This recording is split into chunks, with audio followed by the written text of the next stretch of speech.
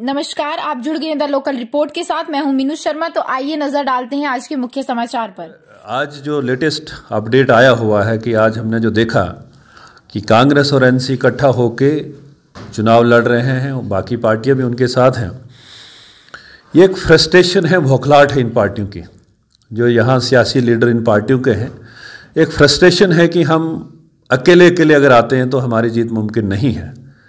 और सुनने में है कि सिर्फ 2 सीटों पे जहाँ पे मैं चुनाव लड़ रहा हूँ, मरमत में और गुंदना में, जो आज सुनने में आया कि वहाँ पे इन्होंने अलाइंस सिर्फ 2 सीटों पे हैं, बाकी जो भी सीटें जो बाकी हैं, जो कॉन्स्टिट्यूंसीज़ हैं, उन पे इनका अलाइंस नहीं है, अलग अलग कैंडिडेट्स लड़ रहे हैं। इससे ये जाहिर होता है कि इनकी फ्रस्ट्रेशन का लेवल क्या है कि किसी तरीके से इनको रोका जाए। कारण उसका होगा कि कल को डिस्ट्रिक्ट में डीडीसी का अगर कोई चेयरपर्सन कोई ईमानदार व्यक्ति बनता है तो बहुत सारे लोगों को दिक्कतें रहेंगी। उसमें इनके कुछ बाकी भी लोग हैं, उनको भी ये दिक्कत आने वाली है जो उनको लगता है। तो बहरहाल हम भारतीय जनता पार्टी के कार्यकर्ता हैं। मैंने कल भी ये कहा था कि पार्टी जो हमसे एक्सपेक्ट करती हो, जो भी कहाँ लड़ना है, कैसे लड़ना है। अब जो लेटेस्ट इनकी जो डेवलपमेंट जो हुई है आज की, हमारी भी स्ट्रेटजी रहेगी कि हमको इसको किस तरीके से टैकल करना है। मैंने कल भी कहा था, आज फिर रिपीट कर रहा हूँ, डोडा डिस्ट्रिक्ट में डिस्ट्रिक्ट डेवलपमेंट काउंसिल का अगर चेयरमैन कोई बनेगा तो भारतीय जनता पार्टी का बनेगा। सर, हमें देखने को मिला कि घट से भी कुछ लोगों ने जो है बीजेपी को छोड़ा, तो उनके बारे में आप क्या कहना चाहते हैं? देखिए, पॉलिटिकल पार्टीज़ जो हैं, जो पॉलिटिकल वर्कर्स जो रहते हैं, ये इलेक्शंस का जब टाइम आता है, कोई इधर से उधर भागता है, कोई वहाँ से इधर आता है। ये एक, मुझे नहीं लगता ये कोई बड़ा कोई ऐसा कोई इशू है। इसके पीछे रीज़न क्या रहता है? हर कोई एक्सपेक्ट करता है कि मुझे मैंडेट मिले। बहुत सारी भारतीय जनता पार्टी वर्ल्ड की सबसे लार्जेस्ट पार्टी है और डोडा के अंदर भी, डोडा डिस्ट्रिक्ट में भी इसका एक अच्छा बेस है। तो हर कोई चाहता है कि मुझे मैंडेट मिले, मुझे पार्टी लड़ाया जाए। लेकिन ये काम पार्टी का है। पार्टी क्या डिसाइड करती है, पार्टी हाईकमांड जो डिसाइड करती है। सही मानों में कार्यकर्ता वो है कि जो पार्टी का आदेश माने, और जिसको भी मैंडेट मिलता है उसके लिए हम काम करने के लिए सारे इकट्ठे होकर काम करें। सर, आपकी सरकार रही, यहाँ पर कुछ समय के लिए सरकार रही, तो आपने क्या क्या डेवलपमेंट्स की डिस्ट्रिक्ट डोडा के अंदर? के लोग बड़े अच्छे से जानते हैं कि हमें जो मौका उन्होंने 2014 में दिया और 3 साल का मौका हमें मिला। और आज ये जो लोग बता रहे हैं कि यहाँ डेवलपमेंट नहीं, यहाँ विकास नहीं हुआ, वो कैबिनेट मिनिस्टर भी रहे, पीडब्ल्यूडी के, आरएंडबी के कैबिनेट मिनिस्टर रहे। आप जाके तब की हालत सड़कों की देखें और आज की हालत देखें, पानी की, बिजली की, स्कूल, हॉस्पिटल्स का काफ़ी सुधार डोडा में यहाँ पे हुआ। हालांकि टाइम बड़ा कम मिला, लेकिन मैं ये विश्वास दिलाता हूँ कि ये जो चुनाव पहली बार जम्मू कश्मीर में होने जा रहे हैं, ये जो लोग चुन के आएंगे, काफ़ी निर्भर करेगा इस काउंसिल पे कि जो डिस्ट्रिक्ट डेवलपमेंट काउंसिल यहाँ पे बनेगी, आगे जितना भी डेवलपमेंट के काम होंगे, विकास के जो काम होंगे, वो इन लोगों को ही करने हैं। और हमारी पूरी कोशिश होगी कि भारतीय जनता पार्टी के ज़्यादा से ज़्यादा काउंसलर चुन के आएँ।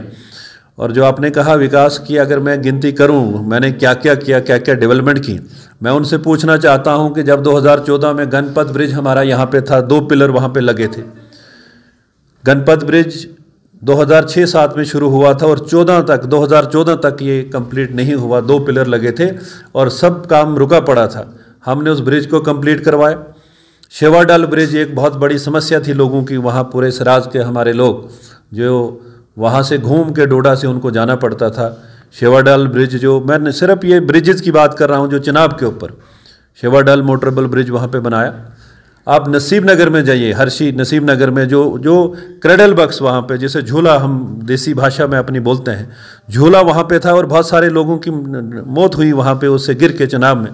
मैंने अपने CDF से 30 लाख रुपया दे के और बाकी RDD डिपार्टमेंट से पैसा 1.5 करोड़ लेके 1 करोड़ 80 लाख का वो ब्रिज वहाँ पे तैयार किया। ठाटरी का ब्रिज हमारे टाइम पे वहाँ पे बना। मैं शिवगाड़ी में, आज जोधपुर के लिए रोड बन गई है, शिवगाड़ी में ब्रिज वहाँ पे कंस्ट्रक्शन हो रही है। आप सिर्फ पुल डोडा से लेके, अगर गणपत से लेके ठाटरी तक जाएँ तो 4-5 ब्रिजेज इस चनाब पे हमने बनाए हैं। मैं डोडा के लीडरों से पूछना चाहता हूँ कि जो हमारा यहाँ पुल डोडा टू यहाँ डोडा की जो सड़क की जो हालत इनके टाइम की थी, हमने 15 करोड़ रुपया सैंक्शन करवा के इसकी वाइडनिंग का काम चल रहा है, वो पुल डोडा से बेवली तक का। ये डोडा का फेस है यहाँ पे। अगर वहाँ से लोग आते थे इतनी बुरी हालत थी। बाकी जो रूरल एरियाज़ की अगर आप बात करें, आप किसी भी जगह किसी भी गांव में आज देखेंगे, आप भागवा साइड को लेंगे, कास्तीगढ़ को लेंगे, आप इधर गादी की बात करें, यहाँ जोधपुर एरिया की बात करें, मरमत एरिया में बहुत सारे मैक्सिमम जो हमारी सड़कें हैं वो ब्लैक टॉप आज हुई हैं। और मैंने कल भी ये कहा था कि बहुत कुछ हुआ है और बहुत कुछ करना बाकी है। लोग हम पे विश्वास करें, भरोसा करें कि अगर डेवलपमेंट कोई करा सकता है तो भारतीय जनता पार्टी ही करवा सकती है। केंद्र में सरकार भारतीय जनता पार्टी की है और यहाँ अगर कौंसिल हमारी बन जाती है तो फंडिंग ज़्यादा से ज़्यादा कोशिश होगी कि यहाँ डिस्ट्रिक्ट में करवाई जाए और यहाँ लोगों का, यहाँ के एरियाज़ का विकास। ब्रिजेज़ की बात की तो एक ऐसा ब्रिज है हमारे प्रेमनगर के ऊपर जो अभी वुडन रिप्लेसमेंट उसके ऊपर आई है, जबकि लोगों का कहना था कि आयरन रिप्लेसमेंट होनी चाहिए थी वहाँ पर। आपके ध्यान में शायद होना चाहिए कि वहाँ के लिए अभी 26 लाख रुपया सैंक्शन हो गया है, उसके टेंडर भी हो गए हैं उसके रिपेयर के लिए। उसमें दिक्कत क्या थी कि वो R&B डिवीज़न किश्तवाड़ में, डिस्ट्रिक्ट डोडा पड़ता है लेकिन डिवीज़न जो है वो R&B का किश्तवाड़ का था। उसको ट्रांसफ़र चेंज करने में 5-6 महीने का वक्त लगा और अभी आपने सुना होगा कि उसके टेंडर्स भी हुए हैं उसको रिपेयर करने का। वहाँ का एक प्रपोज़ल हमारा जो वहाँ पे मोटरेबल ब्रिज का भी है, उसकी DPR 18 करोड़ की बन के जो सेक्रेटरीट में है, कोरोना की वजह से जो 7-8 महीने ये वेस्ट हुए, कोई उतना काम नहीं हुआ तो उस कारण वो रुका पड़ा है। लेकिन हमारा जो टारगेट है वहाँ फुट ब्रिज का नहीं है। हम चाहेंगे कि वहाँ पे मोटरेबल ब्रिज वहाँ पे बने और लोगों को जो दिक्कतें वहाँ पे आ रही हैं वो ख़त्म हो जाए। जी सर, टूरिज़्म की अगर हम बात करें तो हमारा एरिया जो है वो टूरिज़्म को लेकर बहुत आगे। हमारी पहाड़ियाँ आप देख सकते हो, द्रमन देख सकते हो, लाल द्रमन हो गया, लेकिन वहाँ पर अभी टूरिज़्म की एस्टेब्लिशमेंट नहीं हुई है। लोगों को, यहाँ के यूथ को वहाँ पे जो रोज़गार मिलना चाहिए था वो नहीं हुआ। उसके बारे में यहाँ पे काफ़ी पोटेंशियल है, यहाँ पे टूरिज़्म का काफ़ी पोटेंशियल है यहाँ पे। लेकिन सबसे बड़ी दिक्कत क्या है कि जितने भी हमारे ऐसे स्पॉट्स हैं उनको, जिनको हमें एक्सप्लोर करना चाहिए, वहाँ मेन दिक्कत हमारी जो है वो कनेक्टिविटी की है। अगर कोई टूरिस्ट कहीं जाए तो अगर वहाँ रोड नहीं होगी, उसको पैदल चलना पड़े तो बड़ी दिक्कत है। बड़े फार दूर दराज इलाकों में हमारा यहाँ पे डल द्रमन है, देदनी है, हमारा लाल द्रमन है, बड़ी सारी जगहें हैं और हमारी भी ये कोशिश रही अपने पीरियड में कि हम कनेक्टिविटी वहाँ पहुँचाएँ। पहले प्रायोरिटी हमारी होगी कि वहाँ पे सड़क पहुँचे, उसके बाद ही जाके आप उम्मीद कर सकते हैं कि लोग वहाँ पे टूरिस्ट बाहर से आएगा और यहाँ के नौजवानों को रोज़गार मिल सके। जी, आपने ब्लैक टॉपिंग की बात की तो जितनी एरियाज़ में हमारी ब्लैक टॉपिंग हो रही है, चाहे वो मलवाना की रोड हो या हर बहुत सारी रोड पे ब्लैक टॉपिंग हो रही है, लेकिन उनकी क्वालिटी जो है, हमने मीडिया में भी दिखाया, उनकी क्वालिटी सही तरीके से यूज़ नहीं। हमारा काम रहता है कि हम सैंक्शन करवाएं, फंडिंग उसके लिए प्राप्त हो, बट क्वालिटी का जो है वो डिपार्टमेंट का काम रहता है। अगर आपको कुछ लगता है ऐसा है कि किसी जगह कोई ऐसी दिक्कत है, कहीं अगर क्वालिटी का अगर मेंटेन नहीं हुई है तो उसकी इंक्वायरी करवाई जा सकती है। लेकिन being an MLA, being a political leader, हमारी यही अप्रोच रहती है कि हम उस एरिया की जो काम का जो भी होना है उसको सैंक्शन करवा के, बाकी क्वालिटी कंट्रोल जो भी रहता है वो डिपार्टमेंट के। भलेसा जो है, भलेसा से बहुत बड़े लीडर गुलाम नबी आज़ाद जी निकले हैं और हमारा जो भरत है वहाँ से भी ये हैं मजीद वानी सर हैं, तो वहाँ की डेवलपमेंट क्यों नहीं हुई है? आपको ये उनको पूछना चाहिए, ये क्वेश्चन तो उनको पूछना चाहिए कि 12 साल भरत के MLA रहे, यहाँ डोडा के रहे और भरत के गाँव के रहने वाले हैं। कैबिनेट मिनिस्टर भी PWD के रहे, मैं MLA रहा। हमें बड़ी दिक्कतें रहती हैं कि हम मंत्रियों के पास जा जाके काम सैंक्शन करवाने पड़ते हैं, लेकिन एक कैबिनेट मिनिस्टर को उसके अपने डिस्पोजल पे होता है और जितना पैसा उस पर खर्च किया गया है, मैं चाहूँगा कि अगर उसकी इंक्वायरी हो कि वो क्यों वो पैसा वहाँ पे नहीं लगा, और ये जवाब मंत्री साहब, एक्स मिनिस्टर साहब को देना होगा कि अगर वहाँ वो सड़क आज तक नहीं बनी है, उस पे अगर करोड़ों रुपया वहाँ पे इन्वेस्ट हुआ है तो क्या रीज़न है, वो पैसा कहाँ गया। वो आप अगर उसकी जानकारी लेना चाहेंगे तो डिपार्टमेंट से आप ले सकते हैं कि कितना पैसा उस पर इन्वेस्ट किया गया, लेकिन बड़ी खस्ता हालत है।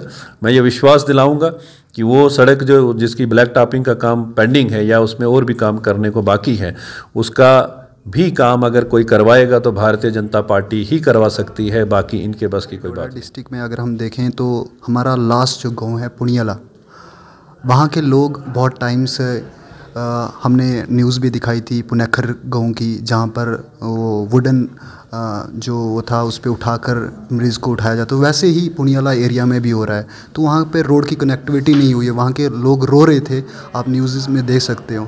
तो उसके बारे में आपके पुनखर का जो आप कह रहे हैं, पुनखर का रोड तो सैंक्शन हुआ है, उस पर काम चल रहा है। जो मलवाना जो जठेली पुनखर का, वो तो काम चल रहा है। जहाँ तक अपना पुनियाला की बात है, मैं परसों भी उनका एक डेपुटेशन यहाँ पे आया था।